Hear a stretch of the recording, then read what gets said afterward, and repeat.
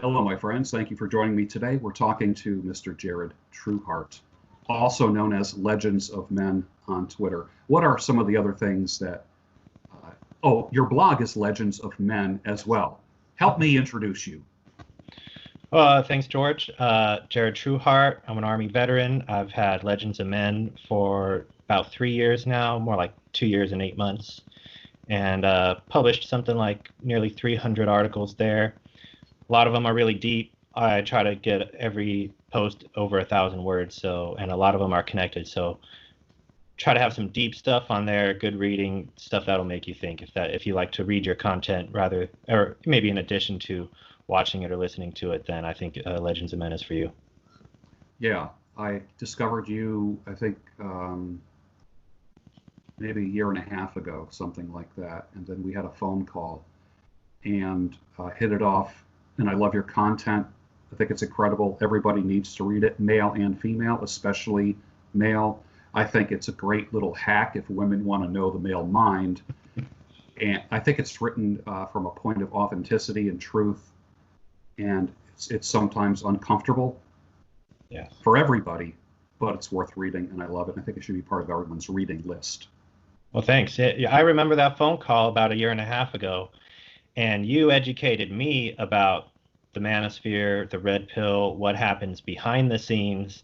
And I remember that conversation, and I was still in the Army at the time, and I was actually getting my papers to get out, and I was on the second story of a building on a catwalk where there's glass, and you were talking to me, and I was looking out the window going, I can't believe these are the people that so many guys follow and they sort of almost worship, and it really makes you think that the guys out there that need help, I think they deserve better, and if they're willing to put some thought into it, there are great resources out there, you and me, for a couple. Yeah, absolutely. The reason why we are having this conversation and the reason why I am recording it is because I need the world to hear this. I need my audience to hear this. You had responded to somebody on Twitter, and I'm just going to read your response, your reply to somebody on Twitter.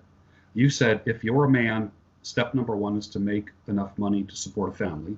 Number two is to find a wife who is ready to be a homemaker. And number three, don't ever ask her to help you do number one. Wow. Wow. I don't know if anyone received that like a punch in the chest, like I did. And you came right out and said it. A lot of guys talk about manhood, masculinity, being a provider, a protector, blah, blah, blah, blah. These things are almost always overlooked. Yes. They make a man feel uncomfortable because what they're doing is, see, I told you, hypergamy, she's only in it for the money. Okay. As I like to say, Coach EO says, it begins and ends with a man.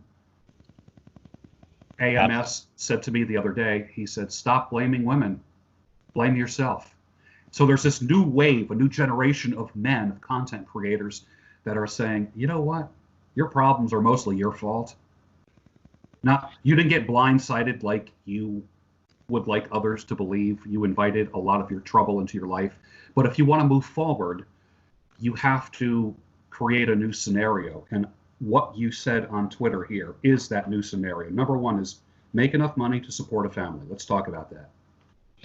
Yeah, well, it's funny because when I was writing this reply, I was thinking of a couple conversations that I had actually, one that I recently had with one of my very best friends, known him over half my life, and he's married. He just had a second child, and they just moved into a new house. And his wife has a nursing degree, but she's not a nurse. She's a stay-at-home mom. And he was saying, well, it would be nice if she could get out there and earn some money for the house too. And I told him, no, no, no, no, no. As soon as you ask her to do that, she will lose respect for you. And where this comes from is all three together, and I'll address step one specifically in just a second, but all three together are what you need in order to have a good marriage in which your wife respects you. Now, you need more than this, but this is just regarding the financial aspect of it. And so with the part number one, make enough money to support a family. This is all on you. You can't have a dual income in which you support a family. You need to be able to support a family.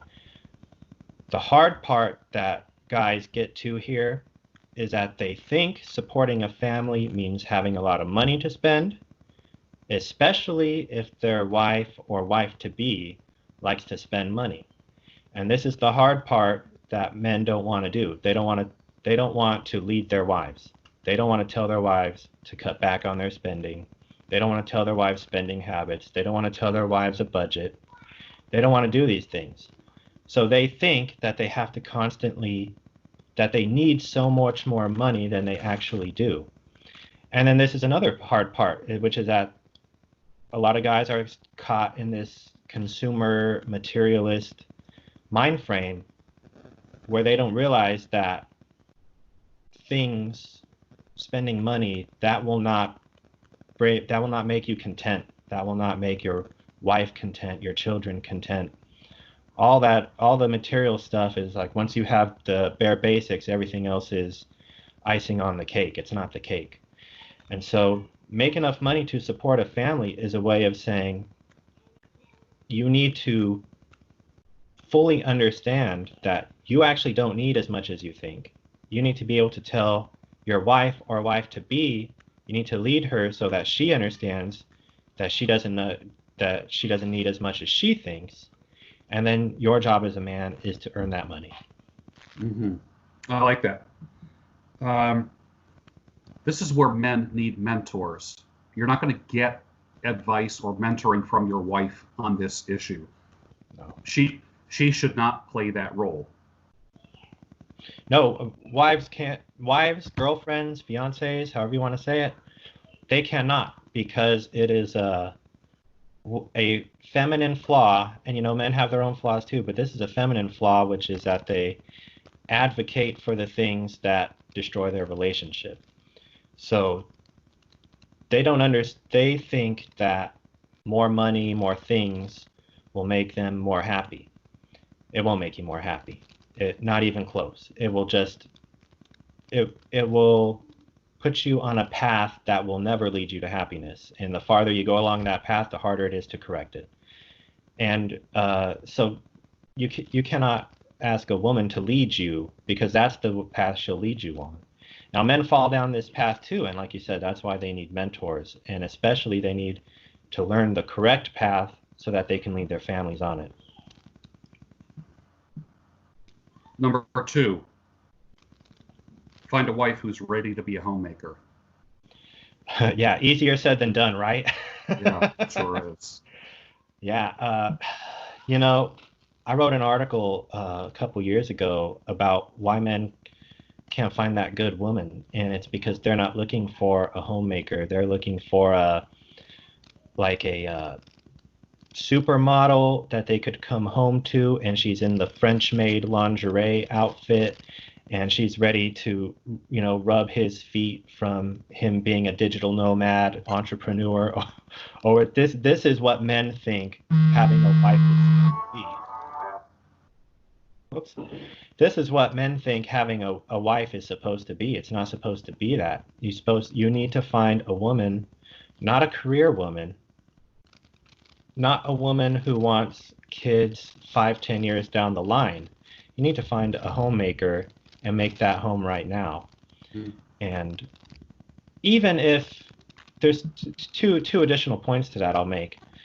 Even if that you can't have kids right now for any number of reasons, even if you can't have kids right now, she should be doing community stuff. She should be a member of the community. She should, be at her family, your family, strengthening those bonds.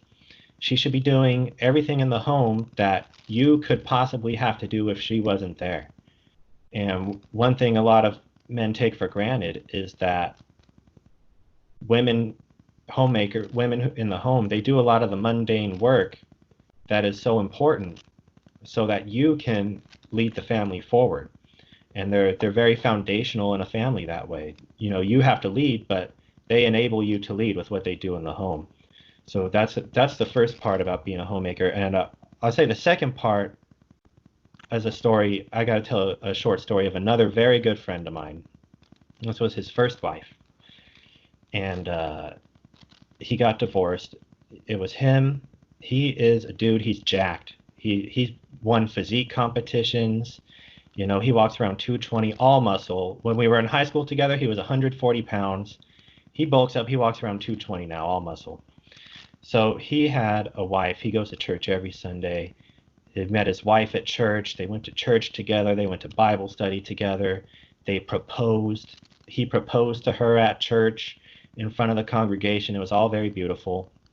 And she was studying to be a registered nurse. She gets her nursing degree. He's managing a gym. She's working as a nurse. Her nurse girlfriends are these Sex and the City type girls. So she's working as a nurse, going out with her girlfriends at night. He's working 60 hours a week managing the gym. Long story short, she cheats on him. He finds out. They divorce, and she's pregnant a month later. You can interpret this any number of ways, but the number one way I interpret this is that he didn't lead his wife. He let her work. Number one, you have to earn enough for the whole family. Now, he didn't make a lot at the gym, but he made enough, and he was working 60 hours a week, and he's the manager.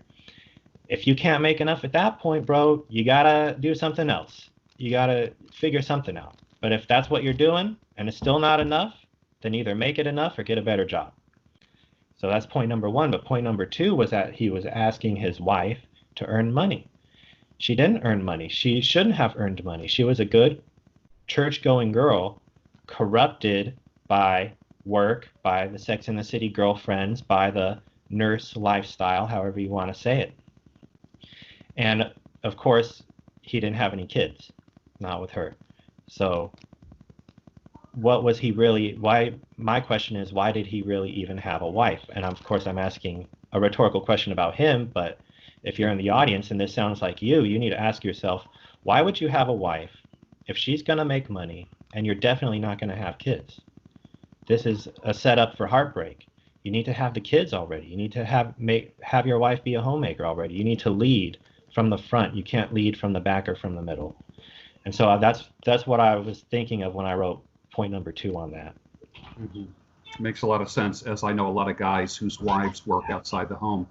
And I'm not making a value judgment on it. Some guys think that they need that.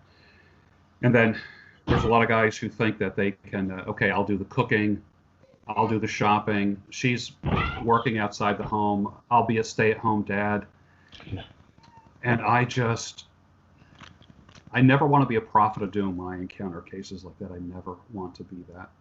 And I want to be as encouraging as possible. But some people, you can't save them from themselves. The writing's on the wall with that. Yeah, there's a lot of people who would say, well, you're speaking from a place of insecurity. And I would say, no, I'm not. I'm speaking from a place of talking to thousands of men over 40 years. When the wife makes money, and there's always exceptions, because there's going to be guys that, hey, my wife's a doctor. She's out, she's on call, and we've been together 20 years. Okay, great. You're the exception. We're talking about the rules, not the exception. We're talking about the majority, not the minority. So if you're making it work, good for you.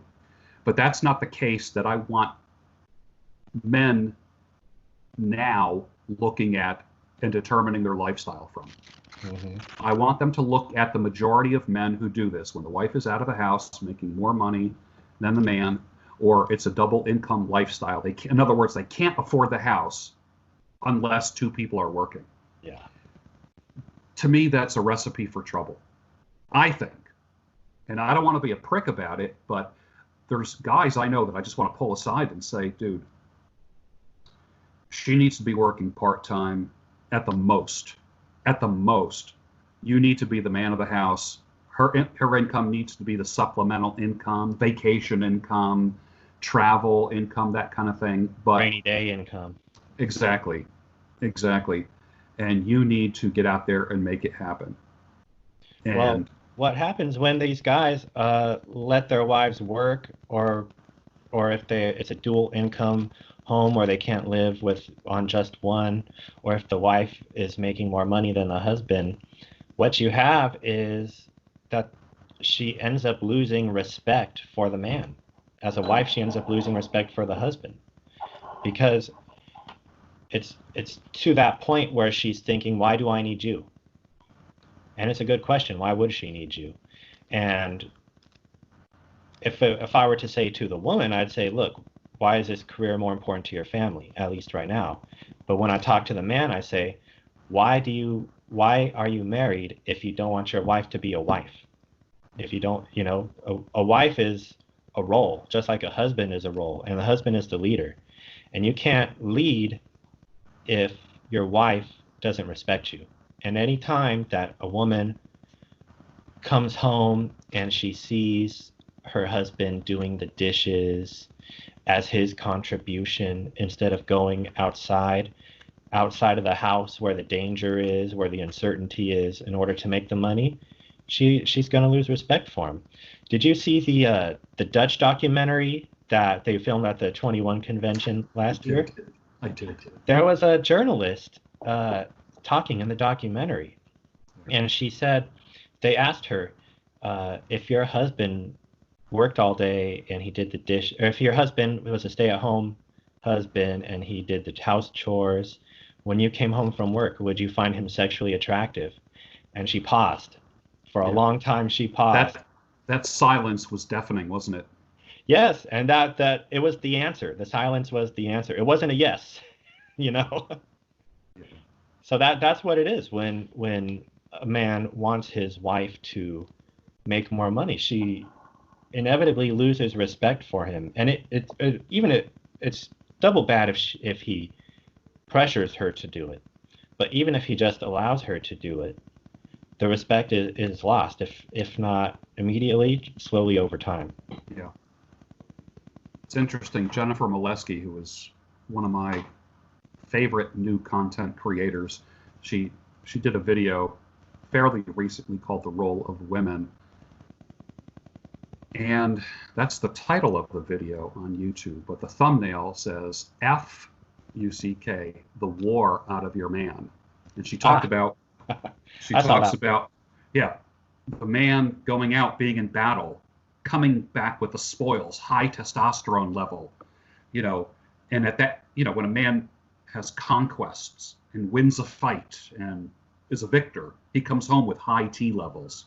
Yeah. And she said, it's your job to help him. What she basically said, fuck the war, the battle out of him, bring him down.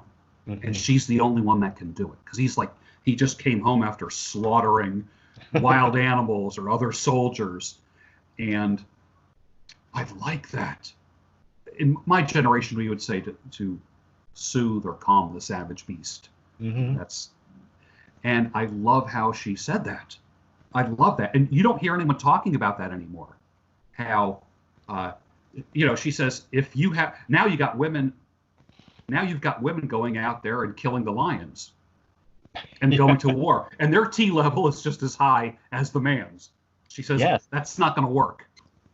And that's one reason why women can't do it anymore, because we're all the high T guys. Right. Well, guys owe it to their families to go out there and accomplish. And you don't have to spend your life chasing some dragon, but you have to go out there and accomplish, and you have to prove that you can do it. Give your wife something, a reason to fuck the war out of you, Yeah.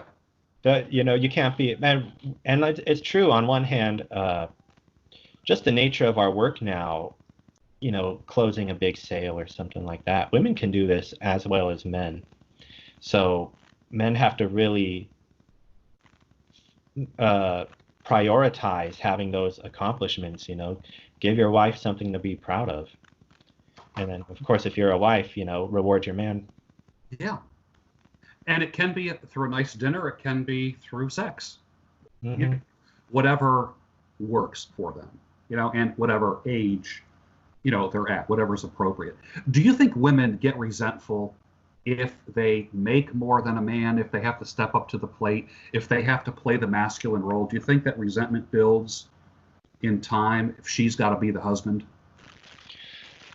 Resentment will build if there's financial pressures.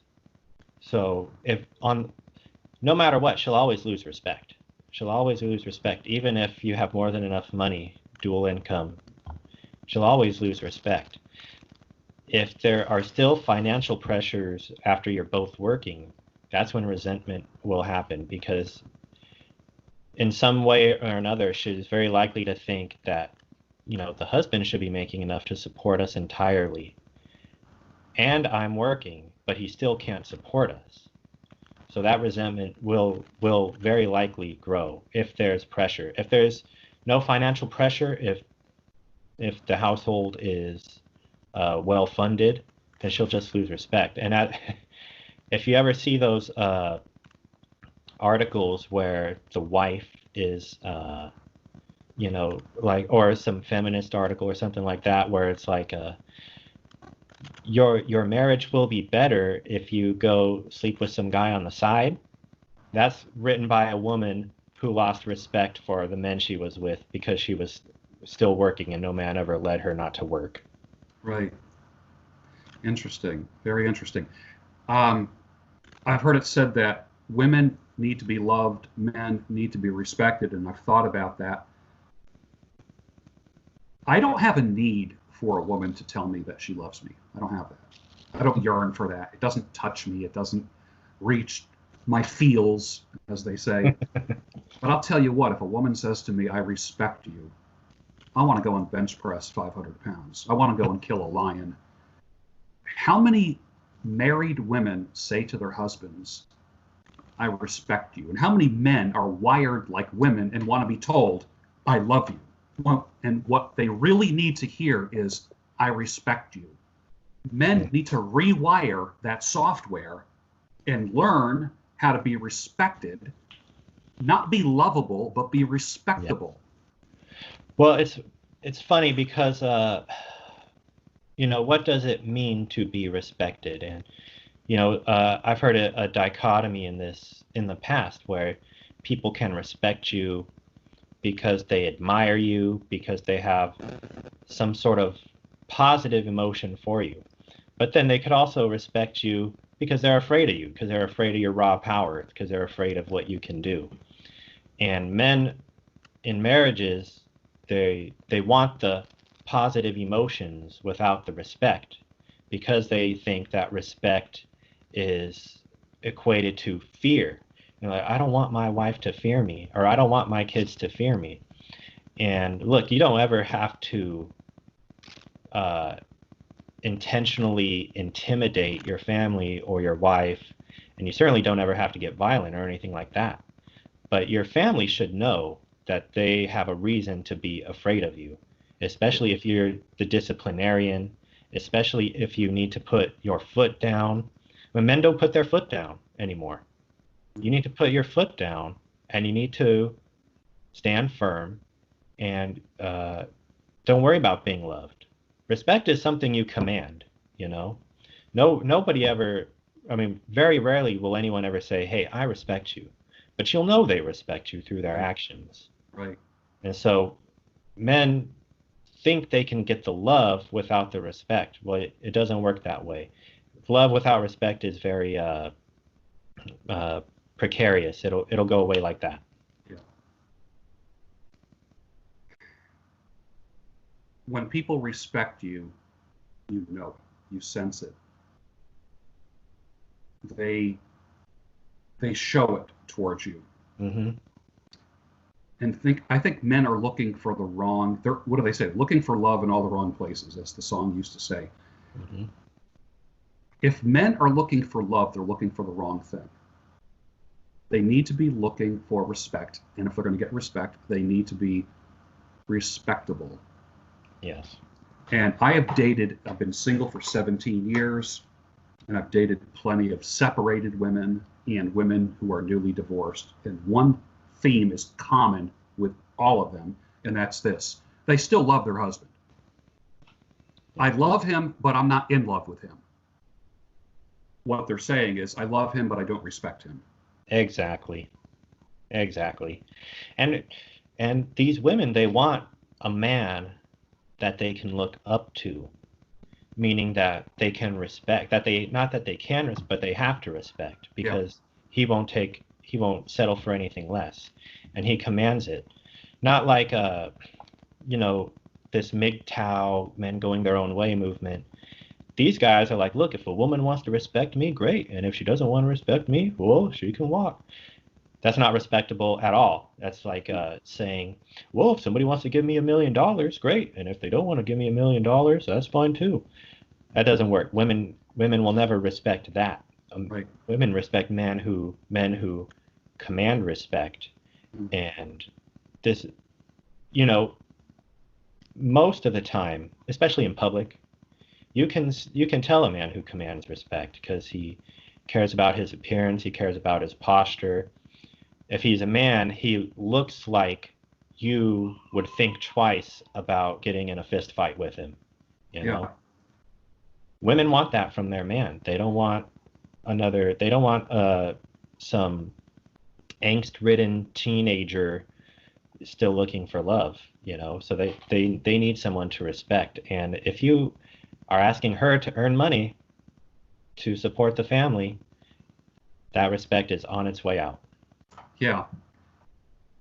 It's almost like a bucket with a little hole poked in the bottom of it, and the water's just dripping out a little at a time. Yeah. And that respect, I just think as a default, women respect the man. Can he do anything to make her respect him more? I don't know, but I know he can do a hell of a lot to make her respect him less. Women start out respecting us. Yes. Well, already, if you're at the stage of husband and wife, then, and she's faithful to you up to that point, then she definitely has respect for you. Mm-hmm. A lot of men, they rest on their laurels. That respect can be lost without a doubt. And if all of a sudden you're walking around in cargo shorts and flip-flops and you're growing a belly, you're not commanding respect like you used to, which means that's not just from the public, that's not just from the guys you see on the street, that's from your wife. It's in your own household. Yeah. The minute you said that, I just thought about that great phrase that a lot of women use. You're not the man that I married. Yeah. Yeah. Yeah, and it's true. Just like women can change, men can change too. And it's at times leading your family through the years, and especially when they don't want you to lead them, it can be exhausting. Yeah. But the only other choice is to be one of these MGTOW guys who, I think they're all pretending to be so happy and alone. Yeah, but they're just as frustrated with the dating market as any other nerd behind a computer. That's my opinion. Yeah. But you need to constantly do it, and it can be tiresome at times. But when they say fight the good fight, this is the good fight. It is. It is. Well, this was a great talk. I want to have a part 2 and a part 3. I think this can be ongoing. I think a lot of men will relate to this. A lot of women are going to be high-fiving their computers or phones when they watch this.